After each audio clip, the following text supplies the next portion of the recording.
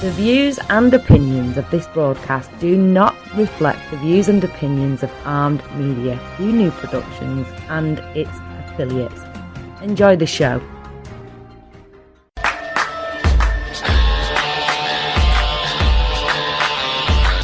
I'm your darkest dream. They call me devil. My heart is empty. They call me devil, and you should be afraid. It's Friday again on Armed Radio, and I'm your host, Kasy, for this week's episode of Betrayal. Now, every week I'm going to be presenting to you guys a new and interesting story of betrayal. So hopefully you guys will like this story, and, it's going to be an interesting one. So please enjoy this episode of Betrayal. Torture chambers, secret passageways, vats of acid, and deadly vaults. In 1895, Chicago police unearthed horrific evidence of torture and multiple murders at the sprawling castle of H.H. Holmes. Masquerading under the guise of caring doctor, kind husband, and prominent businessman, H.H. Holmes was a contemporary monster, designing his buildings solely for the disposal of human bodies. Torture Doctor, Monster of 63rd Street. H.H. Holmes was America's first serial killer. Saturday evening, November 24th, 1894. A week ago today, I was placed under arrest in Boston, and after a preliminary hearing was brought here to Philadelphia, where I was confined at City Hall Police Headquarters. Yesterday, I was placed in a crowded conveyance, filled with a filthy lot of humanity, and after what seemed to me an endless drive, reached the county prison, located at 10th and Reed Streets, which is known as Moyamensing. Our story begins in the small town of Gilmanton, New Hampshire. Long before the world knew him as H.H. Holmes, he was Herman Webster Mudgett. Come with me, if you will, to a tiny, quiet New England village, nestling among the picturesquely rugged hills of New Hampshire. Here, in the year 1861, I, Herman W. Mudgett, the author of these pages, was born. The history of the Mudgett family in Gilmanton dates back to 1761, as the Mudgetts were the first white settlers in the new township. Herman spent the young years of his life growing up in this very house. His early years were ruled under strict religious studies by his mother and strong discipline delivered by his father. Holmes was a kind of prodigy of crime, and he was really sort of an evil genius who, if it hadn't been for the fact that he was so clearly sociopathic, probably really could have been a great man. Having great ambition and drive, Herman excelled in school. Out of anger and jealousy, his schoolmates constantly tormented him. One incident of his childhood stands out among all others. He was dragged into the office of the town doctor and sort of forced to confront this skeleton, this mounted skeleton. This place was one of peculiar abhorrence to me, and this becoming known to two of my older schoolmates, they one day bore me struggling and shrieking beyond its awful portals. Nor did they desist until I had been brought face to face with one of its grinning skeletons, which, with its arms outstretched, seemed ready in its turn to seize me. It was a wicked and dangerous thing to do to a child of tender years and health, but it proved a heroic method of treatment, destined ultimately to cure me of my fears, and to inculcate in me a strong feeling of curiosity, which resulted years afterwards in my adopting medicine as a profession. The University of Michigan.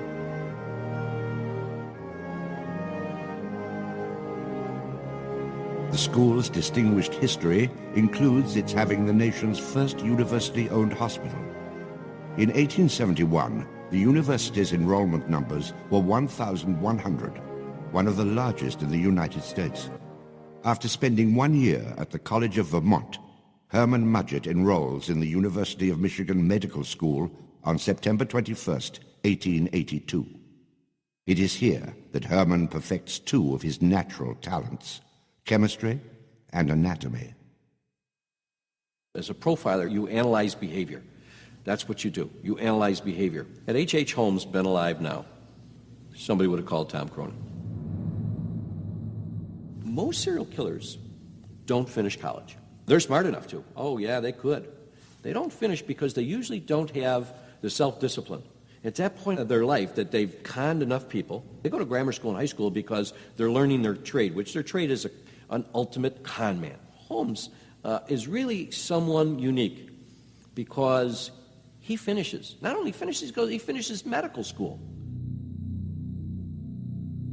We can look at it saying, well, in medical school back then in Michigan, probably some of his fantasy was working on the cadavers. And wow, the University of Michigan gave him cadavers to work on. Well, that helps his fantasy.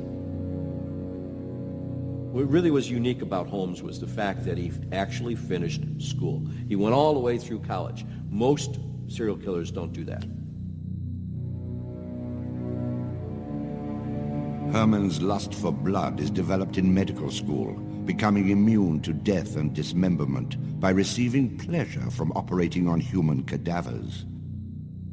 He also practices the criminal art of scamming by insuring people and substituting an unidentifiable cadaver in place of their corpse. Herman Webster Mudgett graduates from the University of Michigan Medical School in 1884. In the 2 years that follow, Herman further perfects his conning skills in numerous states across the Midwest, serving as drugstore clerk, asylum attendant, teacher, and doctor. The life skills Herman had learned now made him ready for a life devoted to crime.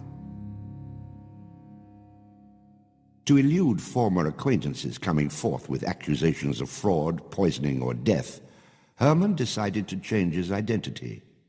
The world would never again hear from Herman Webster Mudgett. He would now be known as Henry Howard Holmes, H.H. Holmes.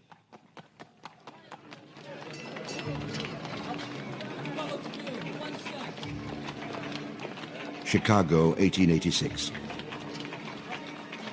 The city of Chicago was vigorously rebuilding after the Great Chicago Fire of 1871, making it a booming financial city, excellent for real estate development and job seekers from around the world.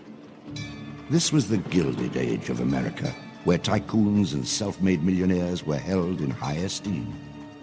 It was also the perfect atmosphere for Holmes to capitalize in.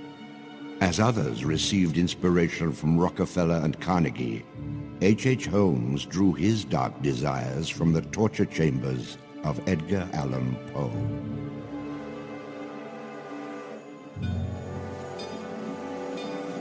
Just south of Chicago, the suburb of Englewood was thriving with commerce. The train station itself had 9 leading lines of railway and over 100 trains stopping there every day. No other suburb of Chicago had this luxury. Dr. Henry Howard Holmes, a pleasure to meet you. Arriving in Chicago, Holmes finds work immediately at the E.S. Holton drugstore, located at the southeast corner of 63rd and Wallace in Englewood. Several months later, Everett Holton dies of supposed natural causes. Then Claire Holton, his wife, disappears after selling the drugstore to Holmes. Owning the drugstore, Holmes had a steady flow of cash. He would often purchase and resell goods and properties under his numerous aliases. In addition to scamming creditors, Holmes obtained his funds from other phony inventions, such as a mineral water elixir, which in reality was obtained from the city's water supply. 1888, Holmes secures a lease on the vacant property across the street from the drugstore, the southwest corner of 63rd and Wallace. It is here that Holmes will make his horrific dreams come true. He will construct a building for which the entire world will remember him. Fantasies start very young. And so what he did then was he took a step furtherance of his fantasies to make it reality.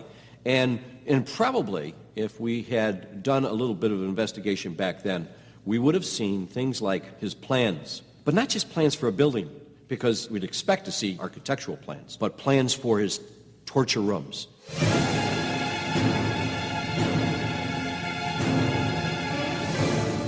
As Holmes finalized the blueprints of his building in August of 1888, a bloodthirsty butcher named Jack the Ripper was prowling the streets of London, murdering and mutilating prostitutes. As news of the overseas terror hits American newspapers, Americans are horrified. Yet they are relieved that no such vile monster exists in America. All the way over here in Chicago, Holmes is going, you think that's good? Wait.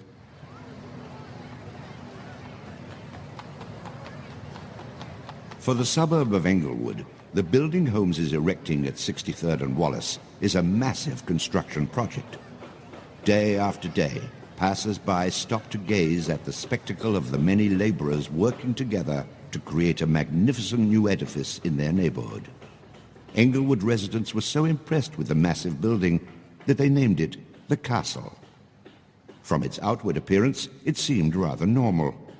But like the duality of Holmes, the exterior and interior of the building were extremely different. Holmes himself was the architect of the building.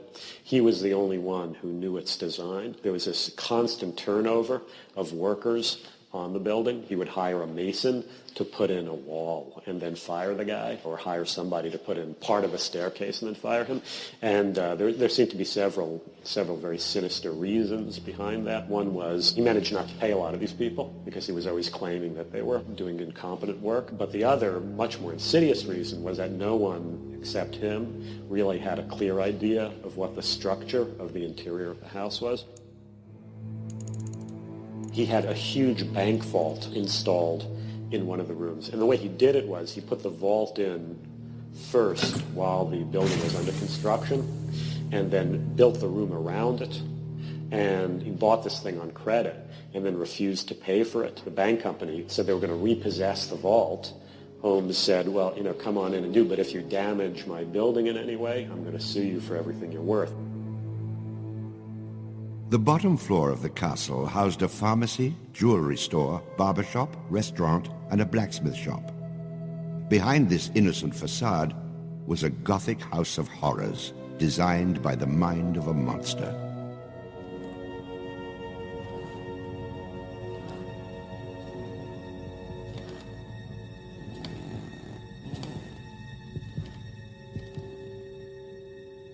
The third floor seemed innocent enough, containing rented rooms, legitimate offices, and Holmes's own bedroom.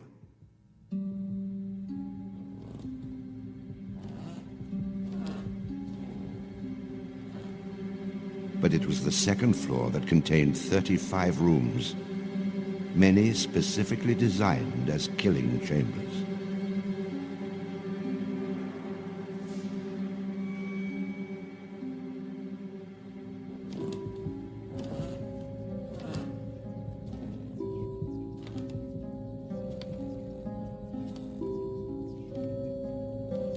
Disorienting unsuspecting victims, the labyrinthian construction contained numerous staircases and doorways that led nowhere.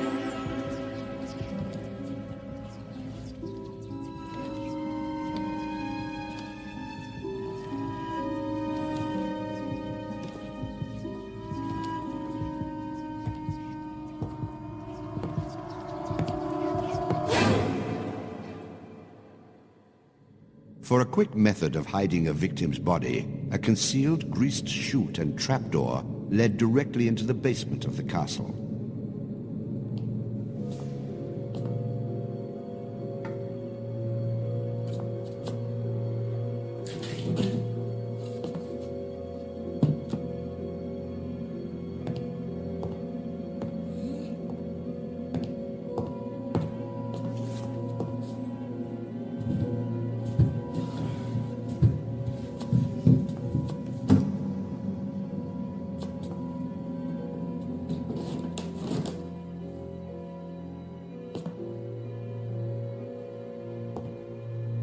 basement held the most terrifying rooms, resembling a medieval torture dungeon. Acid vats, quicklime pits, and a crematorium disguised as a glass-bending furnace were Holmes's favorite methods of immediate body disposal. There was something that Holmes claimed was what he called an elasticity determinator, which was supposedly a device to create, as he put it, a race of giants by strapping people onto this thing and then stretching them out. But it was clearly some kind of torture device.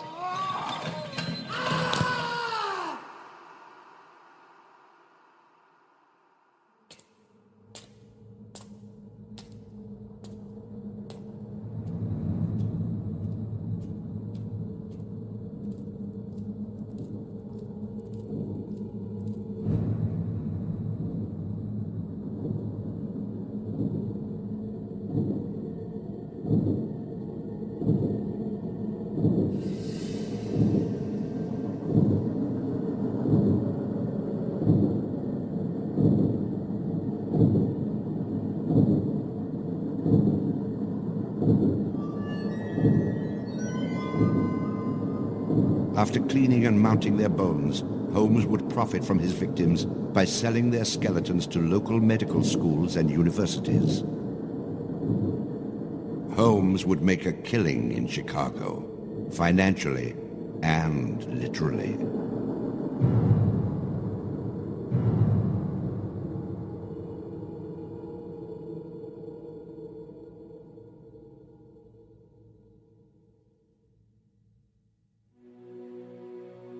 Benjamin Freelon Peitzel arrives in Chicago with his family around the fall of 1889.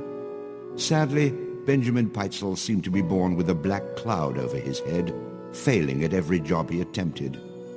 He had been traveling around the Midwest for the last 10 years, working miscellaneous labor jobs and also being arrested on several occasions for crimes ranging from petty larceny to forgery. Peitzel continued to search for work in Chicago to support his wife Carrie and their 5 children.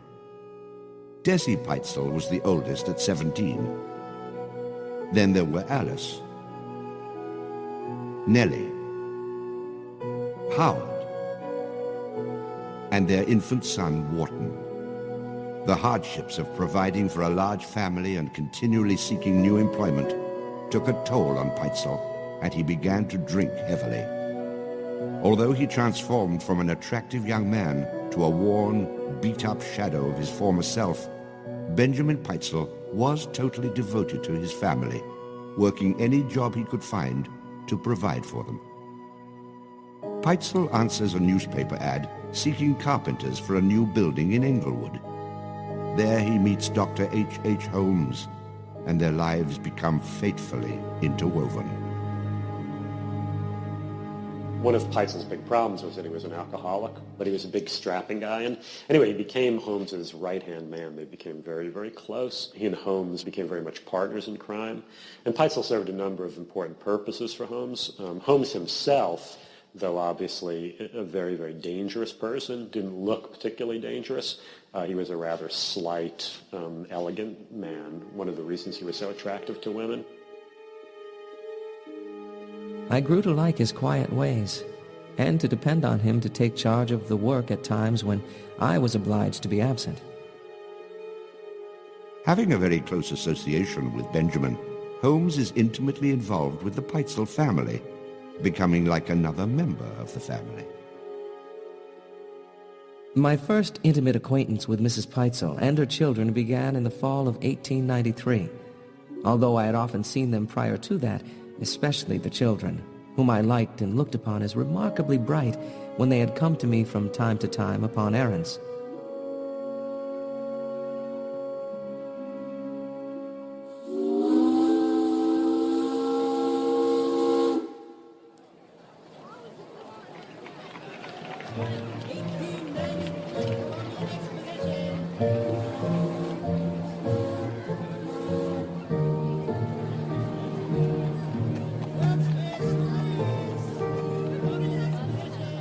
May 1st, 1893, the World's Columbian Exposition is open to the public in Chicago. Spanning 600 acres, sprawled out along beautiful Lake Michigan, the magnificent fair is a monumental sight to behold. Over 20 million people from around the world would attend the dazzling World's Fair between May 1st and October 30th, 1893.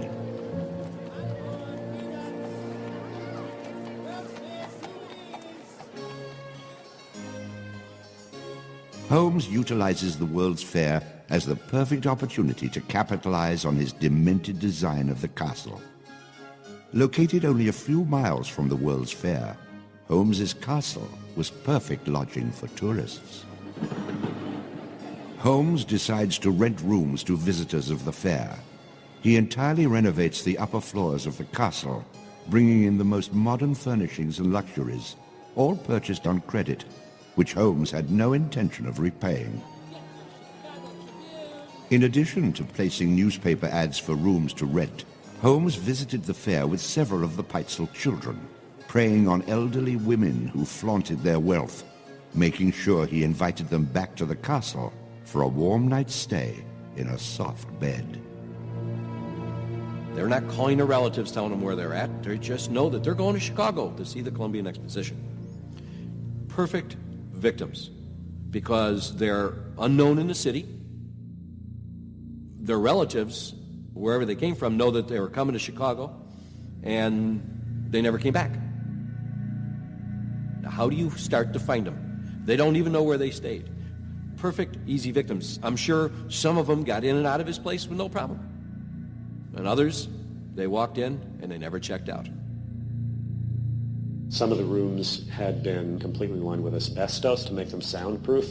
Hidden in Holmes's office was a master control panel which connected to gas lines leading into airtight sleeping chambers.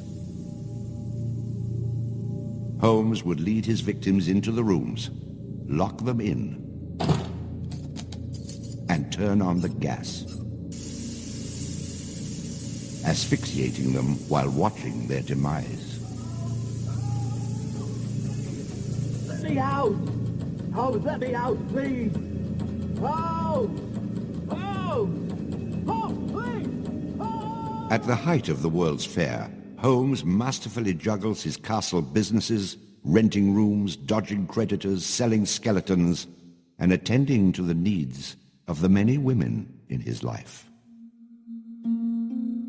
I have had many young ladies in my employ, most of whom are still living in and about Chicago, whose parents and friends know only too well that far from being their seducer, I have done much to materially help them in their narrow lives. Being a personable, attractive young doctor and businessman, Holmes won the hearts of many women throughout his life. At one point, Holmes managed to secretly have 3 wives, each never knowing of the others.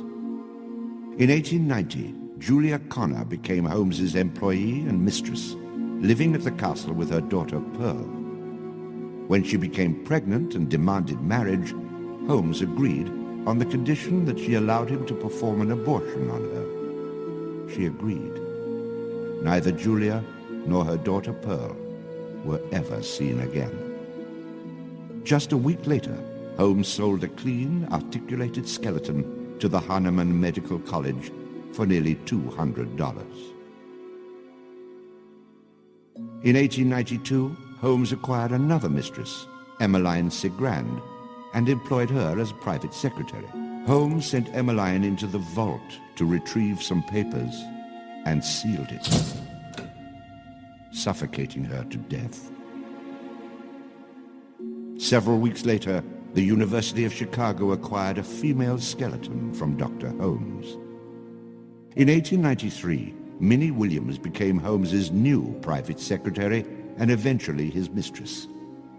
Minnie was the beneficiary of a property in Fort Worth, Texas, valued at over $40,000. Holmes murdered Minnie and her younger sister Nanny after having Minnie sign over the Fort Worth property to him. In 1894, Georgiana Yoke became Holmes's 3rd wife. He married her under the name Henry Mansfield Howard. Like his other legitimate wives, Georgiana lived out her entire life.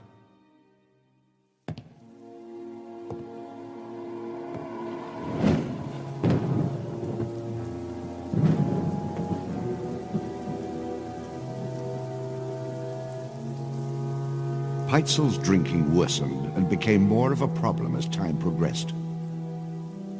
Late at night, workers in the castle would hear Holmes and Peitzel arguing over money matters. Holmes knew that Peitzel was familiar with his dirty dealings at the castle and feared that Peitzel might spread the word while in a drunken stupor. Peitzel had outlived his usefulness, so Holmes devises a plan.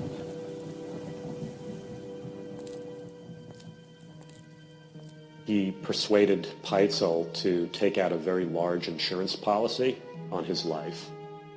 Peitzel's wife, Carrie, was the beneficiary of this policy. And the plan was that they were going to stage Peitzel's death in Philadelphia, which was where the insurance company was located. And Holmes was going to substitute a cadaver that he assured Peitzel he would have no trouble getting hold of. Peitzel was going to go underground for a while, and they would collect this money and then split the proceeds. It's like going to the amusement park. The first time you get on a roller coaster, it's scary. You're close to falling out. And that people like that thrill, get to that line. Well, association with a guy like Holmes would be the same thing. People get close. They don't think they're ever going to be the victim. Around the end of November 1893, Holmes and Peitzel leave Chicago. For months, Holmes and Peitzel are on the run and continue to commit frauds across the country.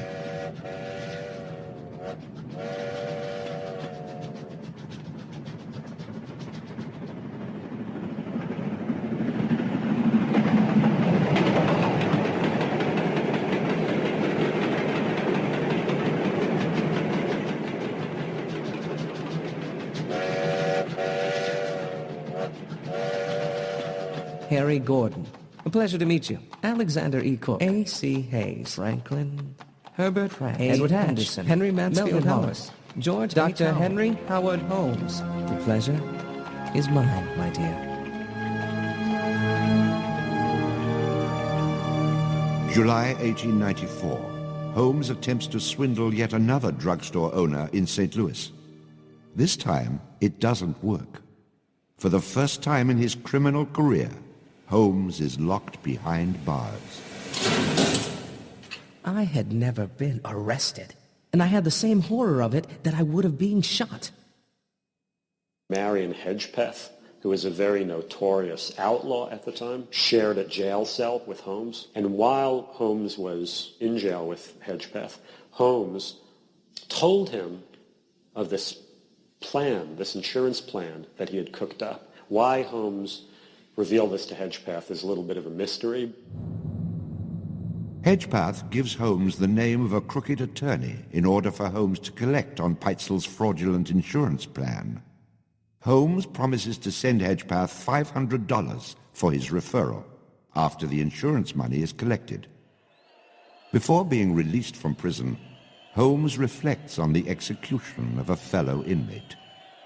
Next morning, upon looking from my latticed window across the courtyard, I saw him meet his death upon the gallows in the presence of a large and morbidly curious crowd of people.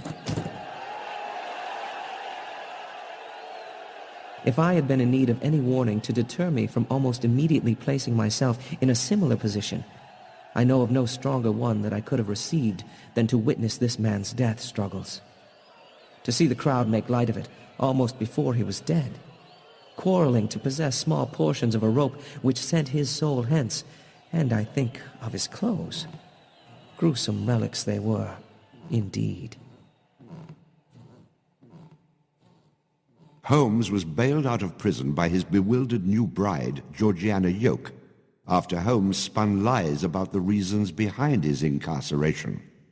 Several weeks later, Holmes and Peitzel arrive in Philadelphia.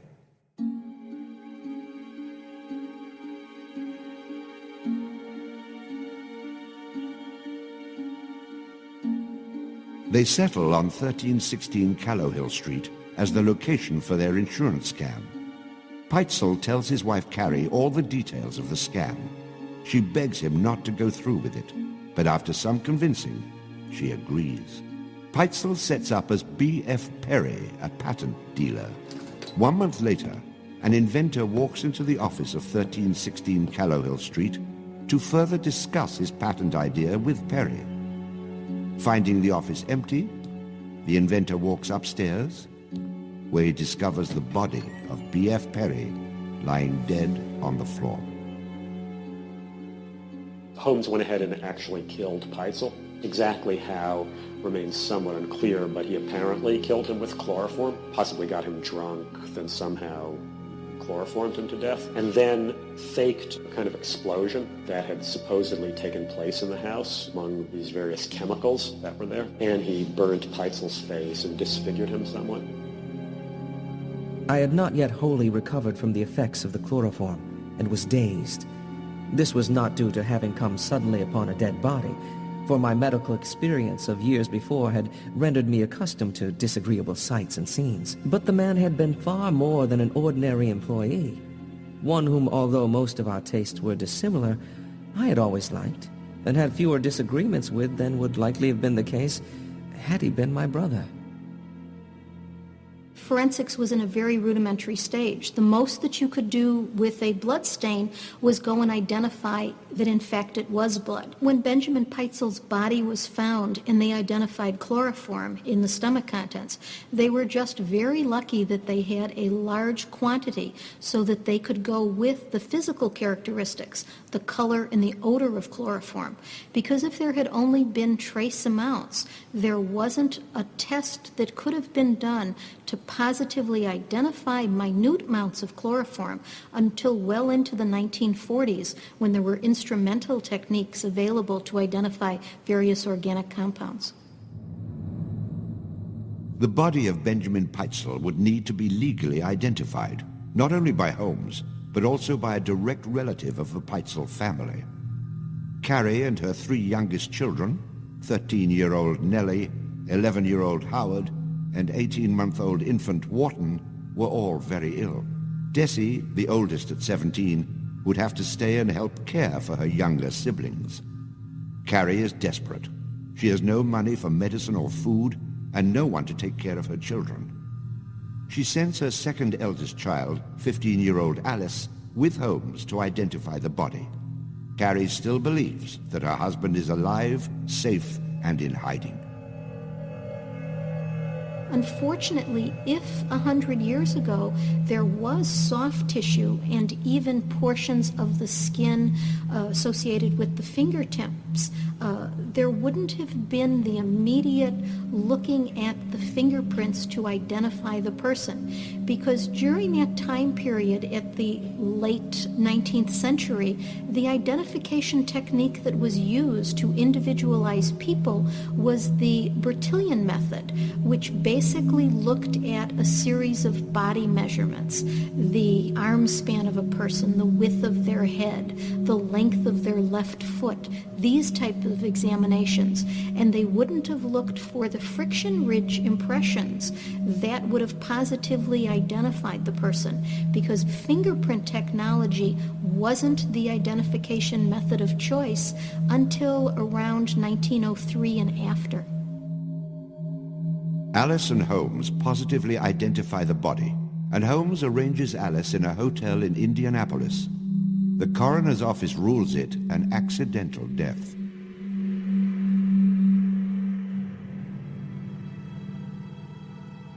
Upon Holmes's return, Carrie is shocked when he arrives without Alice. He convinces her that Alice and Benjamin are safe, and that it is best to take Nellie and Howard to stay with their father. With detectives investigating the insurance case, she would be easily spotted traveling with 5 children. The insurance company investigated this and concluded that, in fact, this was an actual legitimate accident, and they paid the money to Peitzel's wife, but Holmes managed to finagle most of it from her. Meanwhile, she was going to travel with the other 2 children at some later date to rendezvous with them. Serial killers like to identify women who are kind of needy, women who will be convinced to do just about anything. They actually con women into getting into a very vulnerable position. Humans are funny. We're the only animal that never listens to the inside. The inside telling you, don't do this, this is wrong. Throughout the many states Holmes travels with the Peitzel children, Alice finds time to write letters to her mother, updating her on their latest journey. Friday, September 21st, 1894, Philadelphia, Pennsylvania. Dear Mama and Babe, I have to write all the time to pass away the time. Have you gotten 4 letters from me besides this? I wish that I could hear from you, but I don't know whether I would get it or not. Like a master game player, Holmes uses Carrie Peitzel and her 3 children as pawns, at one point lodging them only several blocks away from each other. Never once did he think about a mother's love for her missing children. It truly seems that Holmes is enjoying himself. October 6, 1894, Indianapolis, Indiana. Dear Mama, why don't you write to me? I have not got a letter from you since I have been away, and it will be 3 weeks day after tomorrow. Friday, October 14, 1894, Detroit, Michigan. I wish I could see you all. I'm getting so homesick that I don't know what to do. Howard is not with us now. I will have to close and write more tomorrow, so goodbye, love to all, with kisses to all. Your loving daughter, E. Alice Peitzel. As Holmes acts out his fiendish plot, he makes one small mistake. He never sends the criminal Hedgepath $500 that he promised while in prison. When Hedgepath, in prison, read of the murder of Peitzel, he immediately contacted the warden of the prisons, and the insurance company set the Pinkertons on Holmes's trail at that point. The distinguished Pinkerton Detective Agency became known for their ability to chase down a criminal from one end of America to the other. Some of their accomplishments include thwarting an early assassination plot on the life of President Abraham Lincoln and destroying a highly active spy ring of the Confederacy.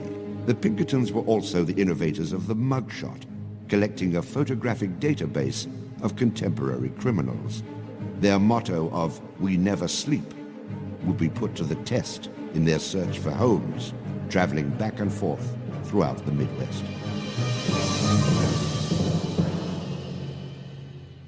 Holmes is found and arrested by the Pinkertons on November 17, 1894, in Boston.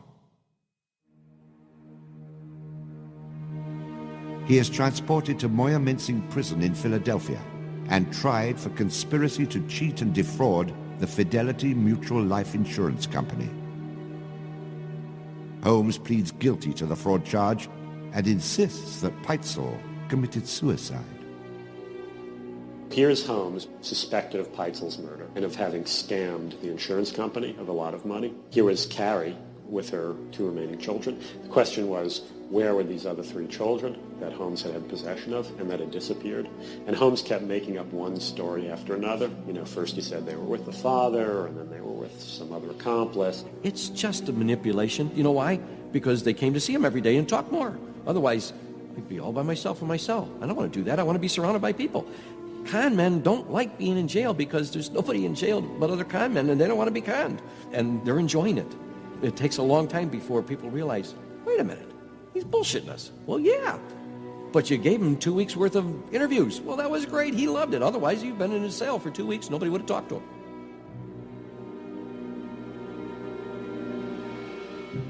The suspicion was growing that he had killed these children, even though it's almost impossible as that was to believe. So a detective named Frank Geyer, who is really in many ways the hero of the story, was assigned to try to follow Holmes's, again, very torturous odyssey that he'd made and see if he could locate the children. Detective Geyer follows the locations Alice wrote on her letters. Letters that Holmes never sent to her mother. On June 26, 1895, full of hope and courage, Detective Geyer started on his journey.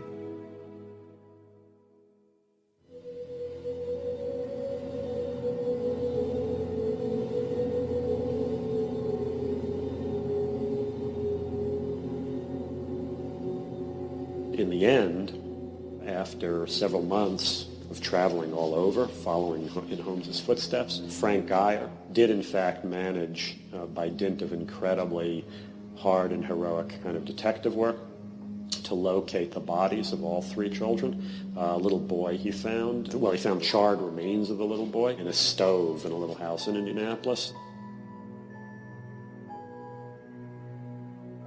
And they dug up the remains of the two little girls up in Toronto. Once that was discovered, the extent of Holmes's fiendishness, his monstrosity, became evident to the public. Holmes was instantly, really overnight, became this nationally infamous, nationally notorious figure, the greatest criminal of his age. On July 19th, 1895, Chicago police enter the Holmes castle. The world would now learn of the horrors that the castle had kept secret for so very long.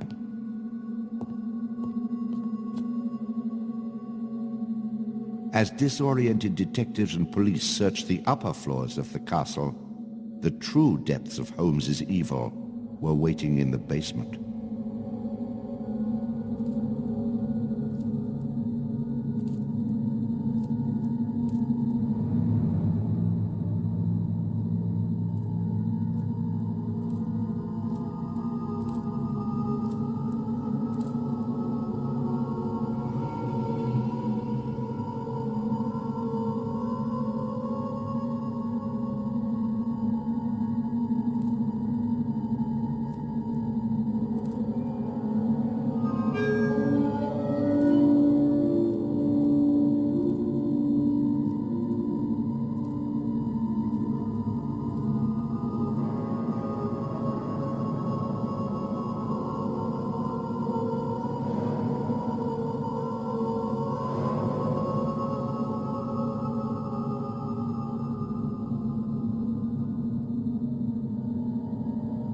Among the death devices in the basement of the castle, investigators find piles of mixed human and animal bones, bloody women's undergarments, and a wooden dissection table saturated with dried blood.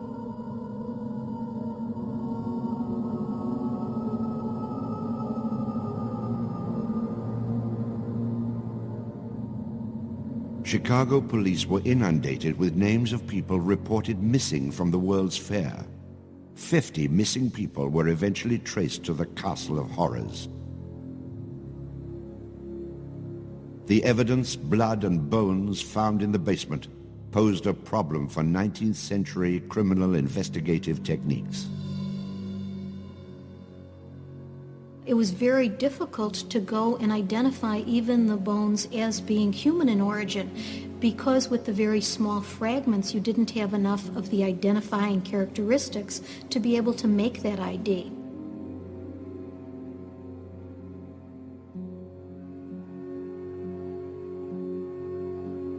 The world is now calling Holmes the monster of 63rd Street, torture doctor, and the modern Bluebeard. Overnight, Holmes transforms from arch-swindler to arch-fiend. A Chicago journalist calls Holmes a multi-murderer. The Holmes case generated this incredible amount of national attention and really international attention. Really in his own time and in America, Holmes was much more notorious and more widely known than Jack the Ripper, who was a contemporary of his.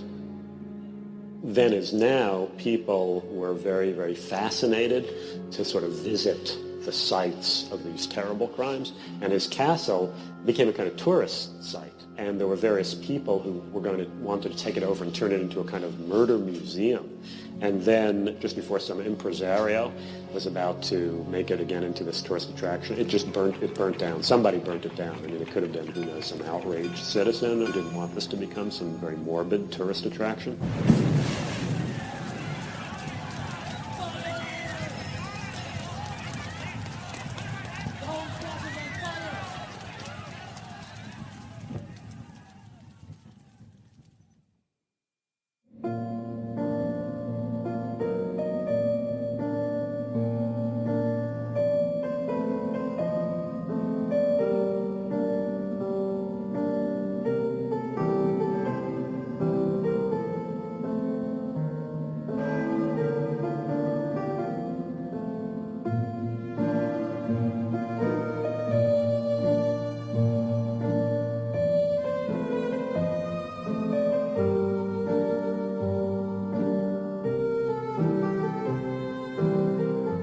While Holmes languishes in prison, he writes an autobiography titled Holmes's Own Story.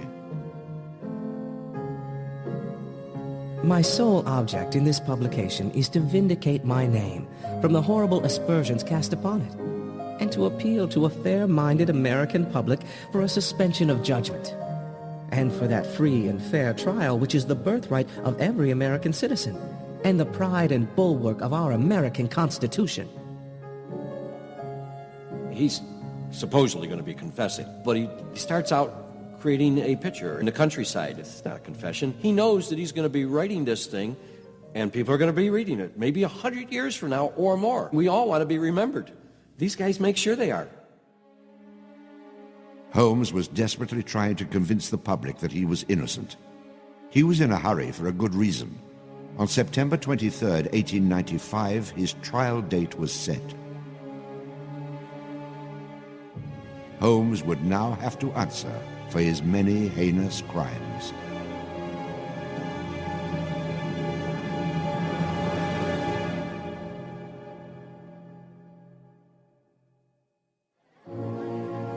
The trial of the century commences at Philadelphia City Hall on October 28, 1895.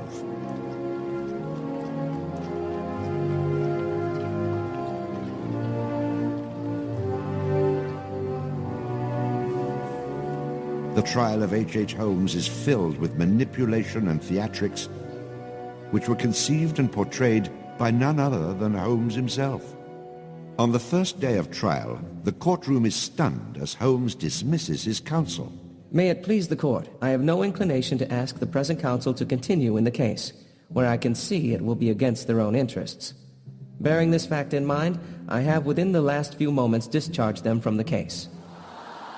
Holmes, the multi-murderer, is now Holmes, the attorney. Holmes is now in charge. He's center stage. He doesn't just want to be on trial.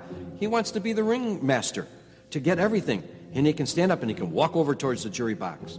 When was your first visit to the Callow Hill Street House? Could it have been possible for Peitzel to drink this liquid, then pass out from the effects? What was the approximate size of this lancet? Was your first examination of Peitzel determined an accidental death?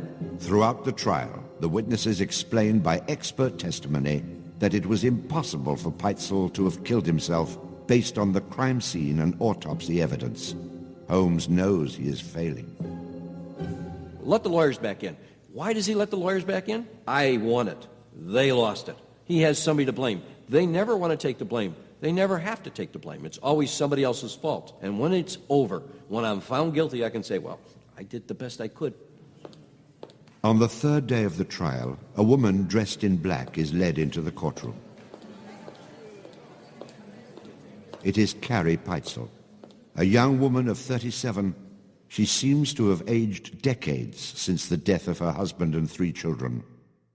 In the hour she is on the stand, Carrie tearfully recounts the insurance fraud and Holmes's taking her children across the country, never hearing from them again. The district attorney holds Alice's letters that Holmes never delivered. Oh my God, Mr. Graham, that's my daughter Alice. All at once, everyone in the courtroom is crying. The judge dabs his eyes with a handkerchief. Jury members and police officers weep. The testimony affects every person in the courtroom except one, H.H. Holmes, who shows only indifference as he doodles on a pad. By the time these people start exhibiting aberrant behavior, it's too late to give them a conscience. You can't give them a conscience. They've already evolved. They're gone. We've lost them.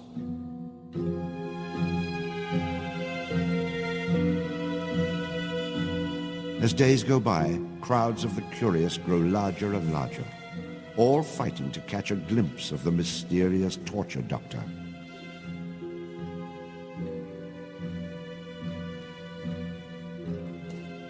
Being Holmes's most current wife, Georgiana Yoke tells all she truly knows about her secretive husband. The court is shocked by what happens next. Holmes, who had shown no remorse towards Carrie Peitzel's testimony of her dead children lying in the morgue, sobs uncontrollably at the sight of his wife. He was a great manipulator. He does it in court. When the whole place is crying, he probably thought, oh, I missed my cue. I should have cried there. So later on, when his ex-wife comes in, he's got to show that I'm not a monster. I can cry like everybody else. And so I got to do a couple of these things for the jury because I got to show them that I'm a real human being, because otherwise they're going to see me as having one eye, green teeth, and a hump on my back. When I don't want them to think that, I want them to think I'm a real guy. But it's a great acting job. The defense closes its case based on final argument alone. There would be no statement from Holmes. The crowd, who had waited so long to hear from Holmes personally, reacts appropriately disappointed.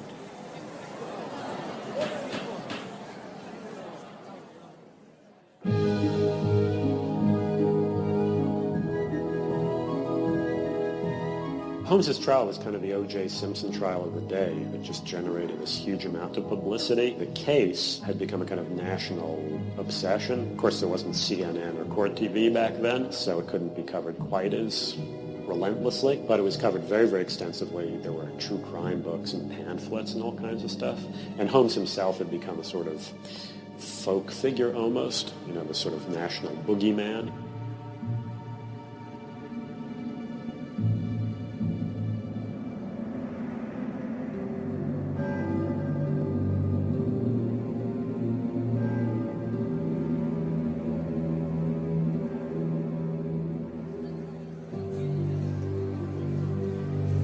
The courtroom fills for the final verdict to be read. Holmes becomes extremely nervous when not one of the jury members looks at him. In his entire criminal career, this is the moment Holmes never believed would occur. He is found guilty of murder in the first degree.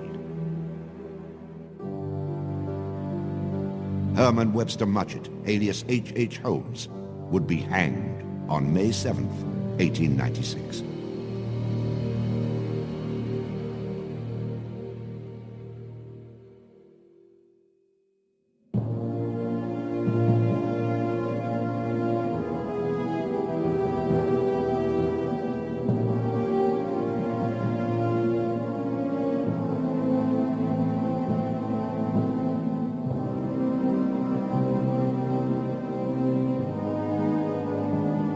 While Holmes was in jail, awaiting the execution of a sentence, he was made an offer by William Randolph Hearst, supposedly for a significant amount of money, to provide his confessions. Holmes, who had already issued about a half a dozen completely self-contradictory versions of his crimes, clearly at this point felt he had nothing to lose. He was going to die anyway. In this confession, he did a complete about-face and portrayed himself as the worst monster who ever lived. He just basically confessed to every crime anybody had ever suspected him of and threw in a few more for good measure. He's reliving the fantasies after the fact now. He's reliving the fantasies of things that he did. She was very willing to do this and prepared to leave the vault upon completing the letter, only to learn that the door would never again be opened until she had ceased to suffer the tortures of a slow and lingering death. The partial excavation in the walls of this room found by the police was caused by Latimer's endeavoring to escape by tearing away the solid brick and mortar with his unaided fingers. I closed the door and turned on both the oil and steam to their full extent. In a short time, not even the bones of my victim remained. It was the footprint of Nanny Williams that was found upon the painted surface of the vault door, made during her violent struggles before death. Only one difficulty presented itself. It was necessary for me to kill him in such a manner that no struggle or movement of his body should occur. I overcame this difficulty by first binding him hand and foot, and having done this, I proceeded to burn him alive by saturating his clothing and his face with benzene and igniting it with a match. As soon as he had ceased to breathe, I cut his body into pieces, and by the combined use of gas and corn cobs, proceeded to burn it with as little feeling as though it had been some inanimate object. I immediately took them to the Vincent Street house, and compelled them to get within the large trunk, through the cover of which I had made a small opening, and ended their lives by connecting the gas with the trunk. Then came the opening of the trunk, and the viewing of their little blackened and distorted faces. Then the digging of their shallow graves in the basement of the house. The ruthless stripping off of their clothing, and the burial without a particle of covering save the cold earth.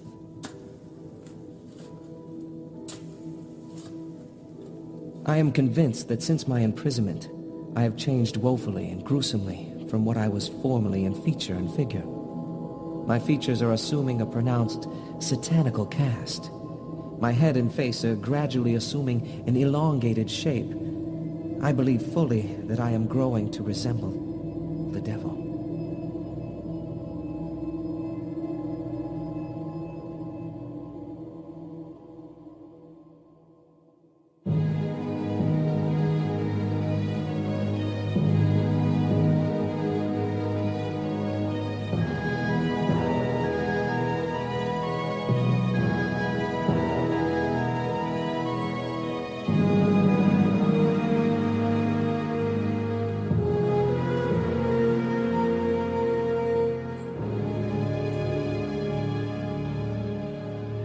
On the gallows, just before he died, he recanted. He claimed that the confession that he had published was a complete fabrication. The extent of my wrongdoing in the taking of human life consists in contriving the killing of 2 women that have died at my hands as a result of criminal operations. That is all I have to say.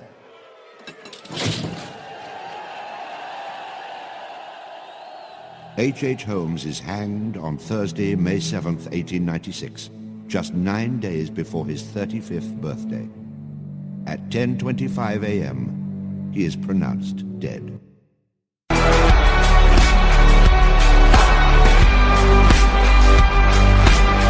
Make me your monster. You're feeling like a monster. Yes, I do. And I feel I'm getting stronger. Yes, I